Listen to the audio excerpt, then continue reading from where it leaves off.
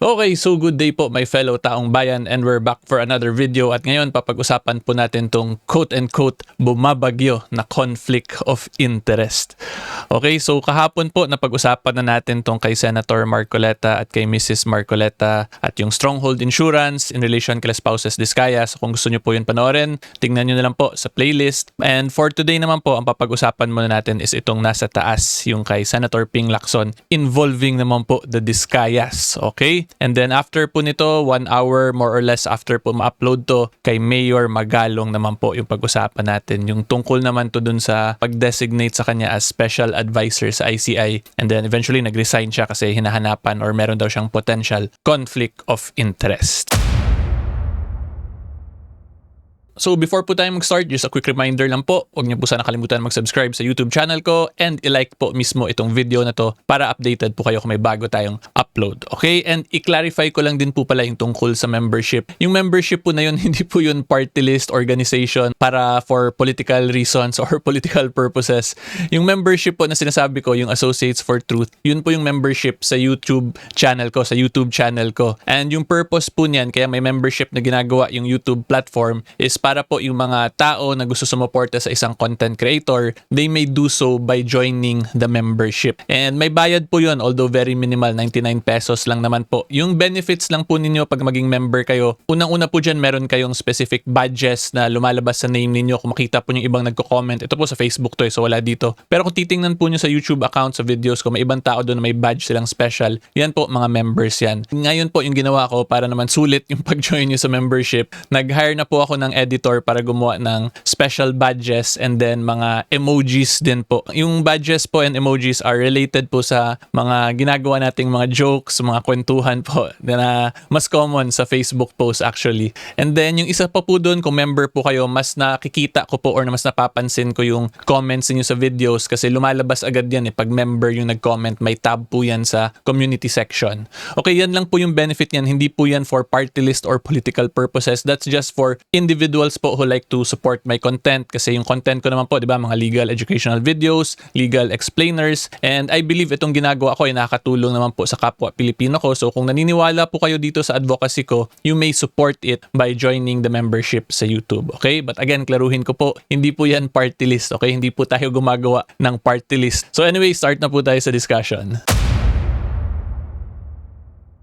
Yan. Okay, so yung facts po ng discussion natin ay nagsimula po to dito sa post ni Congressman Kiko Barzaga kahapon lang po, 21 hours ago. And then makikita nyo, kinaption niya po dito, CTTO credits to the owner. Please investigate the validity of this image of Senator Lacson's private meeting with the Discayas. And then kung titingnan nyo pa yan sa comment section, yan, in-emphasize niya, private office to ni Lacson. Ayan, tapos pinakita niya na basically yung point niya dito is parehas yung interior from this photo. Yan, kita nyo, same curtain, same carpet, and so on and so forth. Okay, so ito po yung simula. Dito po yan nagsimula yung quote-unquote conflict of interest daw ni Senator Ping Lacson kay Congressman Kiko. And then ngayon, ipakita ko lang din po sa inyo yung response naman ni Senator Ping Lacson. And then ito po, sa page naman ni Senator Ping, nag-respond po siya, exclusive story behind the photo. Discayas invited Sen Ping Lacson to join Davao campaign rally in early 2025. He declined. The end. And then gayon pa man, may facts siya dito na medyo mahaba-haba. So kung gusto nyo po to basahin, panoorin nyo na lang po or check nyo na lang po sa page ni Senator Ping Lacson. So ang main conclusion niya dito, the fact that it is being circulated only means that it intended to besmirch my reputation and credibility in chairing the Blue Ribbon Committee on the Flood Control Project's anomalies. So dito po, from the conclusion ni Senator Ping from this photo, it would appear ngayon na parang gusto niya siguro kasuhan ng libel. Okay, time out. So from this conclusion po ni Senator Ping Lacson, it would appear na parang may plano siguro siya kasuhan ng libel si Congressman Kiko kasi in-emphasize niyo, intended to besmirch my reputation. And alam naman po natin, di ba, na-discuss natin ilang beses, besmirching a reputation is one of the elements or requirements po of the crime of libel. Pero kung titingnan po ninyo sa second part, ang sabi niya, and credibility po niya in chairing the Blue Ribbon Committee. So therefore, it is in relation to his public functions. So kung magkakaso nga si Senator Ping reading ng libel, medyo alanganin kasi dito pa lang po, second part ng sentence niya, siya rin nagsabi na related sa function niya as the Blue Ribbon Committee chairperson or chairman. Okay? But again, klaruhin ko hindi ko po sinasabing magkakaso si Senator Ping talaga ng libel, pero yun lang yung dating sa akin when I read this statement. Okay? Anyway, yan po yung magiging facts ng discussion natin. Ngayon, magkonting maritesa na po tayo regarding this topic. Hindi ako makabigay ng actual conclusion kasi hindi naman ako involved dito sa meeting nila, di ba? I have no personal knowledge of this meeting. So yung makasabi lang dito kung meron ba talagang, let's say, any bigayan yung nangyari is of course the parties na involved dito sa photo, di ba? Which is yung mag-asawang Diskaya, ito po si Curly Diskaya, and then si Mrs. Diskaya, itong lalaki hindi ko to kilala, and then ito si Senator Ping Lacson. Okay, so again, the only individuals who can testify whether or not nagkaroon ba ng bigayan dito ng basura or kung ano-ano pang mga maleta or luggage dyan is none other than these individuals lang. Okay? Pero ako po and kayo, may fellow taong bayan, wala po tayong kinalaman dun kasi wala po tayong personal knowledge, ba? So kung magbibigay tayo ng mga testimony, kung meron nga bang mga basurang nagkabigayan dyan, maritesan po ang tawag dyan.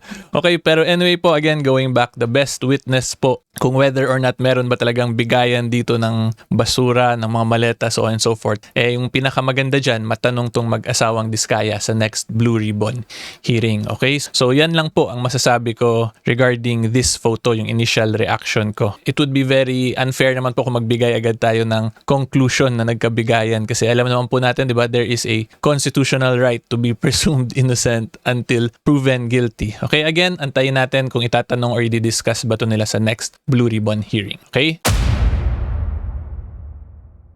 Doon po ngayon potential magkaroon ng conflict of interest kasi of course si Senator Ping Lacson yung chairman ng Blue Ribbon hearing, siya po yung nangunguna sa investigation dun sa mga anomalous flood control projects and alam naman po natin na yung mag-asawang Diskaya ay isa dun sa mga resource persons sa anomalous flood control projects. And as a matter of fact, yung spouses Diskaya nga po actually yung pinakaunang parties or individuals na nagbigay ng sworn statement kung saan nag-admit po sila to committing bribery, corruption of officers, and then nag-name drop din po ng mga political figures, 'di ba? From Congress and then from DPWH. Okay? So again, ulitin ko lang po kung totoo nga na nagkaroon ng bigayan dito ng let's say basura, mga maleta, so on and so forth. In that scenario po, posibleng may conflict of interest nga si Senator Ping Lacson because he is the chairperson, he is the one steering the investigation tungkol sa anomalous flood control projects na involve yung mag-asawang Diskaya. Okay? Pero again, tandaan po ninyo, this is just for discussion purposes. Hindi ko po sinabing nagkabigayan talaga. Para lang mas maging klaro po talaga sa inyo kung meron bang conflict of interest or wala. Kung again, just for discussion, merong bigayan na naganap. Okay? So hopefully klaro po yan. At yung sagot ko naman po dyan, of course, wala nang conflict of interest doon. Kasi kung tatandaan po natin, ito sila Senator Ping Lacson, based dito sa explanation niya, this was during the campaign season. So of course, as a public figure, as a former politician, and who is currently aspiring to be a politician, again, dito po sa date nitong photo as per Senator Ping Lacson, normal naman po, di ba, sa mga politiko na mag-picture kahit kanino. Kasi of course, they want to get hindi naman po porket nagsama yung dalawang tao sa picture, ibig sabihin may conflict of interest na hindi naman yun siya ganun talaga agad. Kasi yun nga po, as a politician, as a public figure, it is expected of them po talaga na magkaroon ng pictures po with kani-kaninong mga tao. Diba? Nagkataon lang, ito sila spouses Diskaya ngayon ay very hot topic po sa bansa natin. Diba? So lahat ng nakikitang napipicturan with them, nagkakaroon agad ng mga kung ano-anong conclusory remarks or opinions ang taong bayan. Okay, yan po actually yung reality talaga ng buhay ng politiko. Makita ka lang sa kasama yung ganito, may conclusion agad. It can be good or a bad conclusion. But again, that is just the reality po talaga of the life of being a politician and or public figure. Madaming criticisms and madaming mga conclusory remarks regarding one's actions po. Okay, so hopefully klaro po yan. And lastly po, ang masasabi ko lang talaga sa inyo, my fellow taong bayan, kung meron po tayong mga nakikitang pictures na mga ganito or yung parang kay Senator Marcoleta po na ganito na lumabas lang as independent director yung wife niya, nagkaroon agad ng conclusion na conflict of interest. Ang masasabi ko lang po talaga sa inyong lahat, before po kayo maniwala kung kani-kanino, before po kayo magbigay ng conclusion, maging critical thinkers po talaga kayo. In other words, ang point ko po dito, you should conduct the proper research po muna bago kayo magpapaniwala dito sa mga certain individuals na to, katulad nito ni Attorney Lo, ginawa ng video to. So bago po kayo magpapaniwala sa mga mainstream media, and of course kahit po sa akin, always do or perform your due diligence or mag-research po kayo, timbangin nyo lahat ng explanation from both political factions, and then dun po kayo magbigay ng conclusion once na intindihan nyo na talaga yung full picture ng topic na pinapag-usapan natin. Okay? Again, wag po kayo maging conclusory kasi pag ganyan po, madidefeat yung purpose ng pagiging isang objective observant po sa mga ganap dito sa bayan natin, 'di ba? Kasi tandaan po natin, yung mga mainstream media, yung ibang mga content creator katulad ko, hindi natin alam, 'di ba? Baka meron yang silang mga biases or ako merong bias, 'di ba? So, para po mas maging well-informed member of society kayo, timbangin niyo po talaga lahat ng content. Then from there, dun po kayo magbigay ng conclusion. Pero kung hindi nyo pa po naiintindihan, wag po tayo maging conclusory kasi it is also very unfair po. Kung ako po tatanungin, it is very unfair din po sa mga public figures natin. Kasi katulad dito sa case ni Senator Marcoleta,